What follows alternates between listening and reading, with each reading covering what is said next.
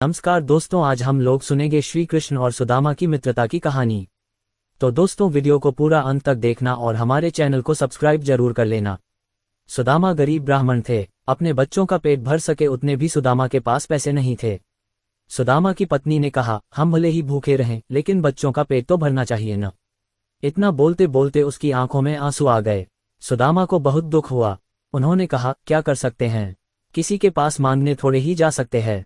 पत्नी ने सुदामा से कहा, आप कई बार कृष्ण की बात करते हो, आपकी उनके साथ बहुत मित्रता है ऐसा कहते हो।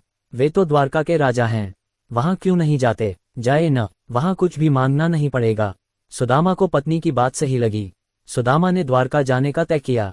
पत्नी से कहा, ठीक है, मैं कृष्ण के पास जाऊंगा, लेकिन उसके बच्चों के लिए क्या लेकर जाऊं? सुदामा की पत्नी पड़ोस में से पोहे ले आए, उसे फटे हुए कपड़े में बांधकर उसकी पोटली बनाई। सुदामा उस पोटली को लेकर द्वारका जाने के लिए निकल पड़े। द्वारका देखकर सुदामा तो दंग रह गए। पूरी नगरी सोने की थी, लोग बहुत सुखी थे। सुदामा पूछते पूछते कृष्ण के महल तक पहुंचे। दरवान ने साधु जैसे लगने वाले सुदामा से पूछा, यहाँ क्या काम है? सुदामा ने जवाब दिया, मुझे कृष्ण से मिलना है, वह मेरा मित्र है, अंदर जाकर कहिए कि सुदामा आपसे मिलने आया है।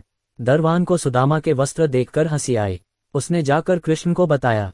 सुदामा का नाम सुनते ही कृष्ण खड़े हो गए और सुदामा से मिलने दौड़े। सभी आश्चर्य से देख रहे थे, कहाँ राजा और कहाँ ये साधु।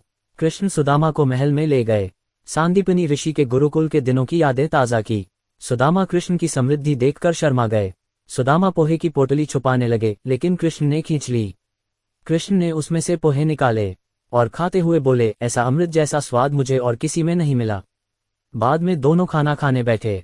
सोने की थाली में अच्छा भोजन परोसा गया। सुदामा का दिल भर आया। उन्हें याद आया कि घर पर बच्चों को पूरा पेट भर खाना भी नहीं मिलता है।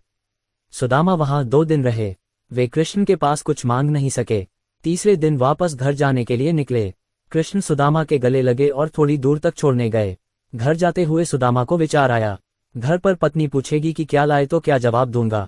सुदामा घर पहुंचे, वहां उन्हें अपनी झोपड़ी नजर ही नहीं आई। उतने में ही एक सुंदर घर में से उनकी पत्नी बाहर आई। उसने सुंदर कपड़े पहने थे। पत्नी ने सुदामा से कहा, देखा कृष्ण का प्रताप, हमारी गरीबी चली गई, कृष्ण ने हमारे सारे दुख दूर कर दिए। सुदामा को कृष्ण का प्रेम याद आया। उनकी आंखों में खुशी के आंसू आ गए। तो दोस्तों, वीडियो कैसा लगा कमेंट में जरूर बताएं और वीडियो को लाइक और कमेंट जरूर करें।